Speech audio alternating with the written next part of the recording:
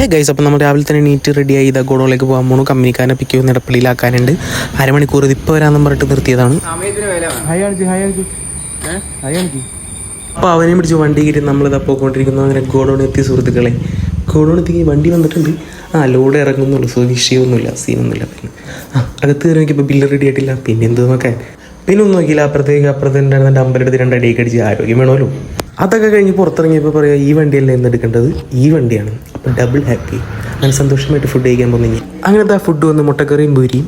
അങ്ങനെ ഫുഡൊക്കെ കഴിച്ച് ഗോഡൗണിലേക്ക് വന്നപ്പോൾ ഇതാ കിടക്കുന്നൊരു പോലീസ് വണ്ടി. എന്താണെന്നറിയില്ല, പക്ഷെ നമുക്ക് പോലീസ് വണ്ടിയും പോലീസിലും കണ്ടാൽ നമുക്കൊരു പേടി വരില്ലേ സ്വാഭാവികമായിട്ടും.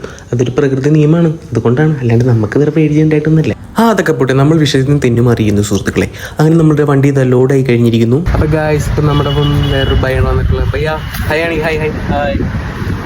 ഓക്കെ, ഡെലിവറിക്ക് പോകണം. ചുമ്മാ റൂട്ട് ലിസ്റ്റ് ഒന്ന് എടുത്ത് നോക്കിയതാ. 39 ബില്ല്. ദേവി എപ്പോൾ കൊടുത്തില്ലാണെന്നോ. ഇപ്പം തന്നെ 1:30 കഴിഞ്ഞു. അങ്ങനെ നമ്മുടെ ഫസ്റ്റ് ഡെലിവറി സ്പോട്ട് എത്തിയില്ല. അപ്പോൾ നമ്മൾ പയ്യെ മന്ദം നടന്നിരണം. അപ്പോൾ തന്നെ 2-3 ബോക്സിലേക്ക് ബൈ ഇറക്കി വെച്ചിട്ടുണ്ടാവും. അപ്പോൾ പിന്നെ സീനില്ല, നമ്മൾ ലോഡ് എടുക്കേണ്ടി വരില്ല. എന്നിട്ട് ബൈനോട് ഡയലോഗ്, എന്തിനാ ബൈ ഒറ്റയ്ക്ക് എടുത്ത് ഞാനും വന്നേനേലോ ഒന്ന്. ഇത് നമ്മുടെ കളമശ്ശേരിയുള്ള ഗോഡൗണാണ്. അതിൻ്റെ അടുത്താണ് അടുത്ത ഡെലിവറി. ബൈക്കിൻ്റെ ഐഡിയ മനസ്സിലായി തോന്നുന്നു സുഹൃത്തുക്കളെ. കുറേ നേരം എന്നെ കൊണ്ട് ഇപ്പോൾ എടുത്തുനിന്ന് റോഡ് തീർന്നു പോയി ഗൈസ്. അപ്പം ഗൈസ് ഏകദേശം 5 മണിയായി. ഡെലിവറി കഴിഞ്ഞ് പിക്കപ്പ് തുടങ്ങാറായി. അതിൻ്റെ ഒപ്പം തന്നെ ഫോണിൻ്റെ ചാർജിങ് കഴിഞ്ഞു. ഇന്നത്തേക്ക് ത്രൂ നോക്കി ബൈ.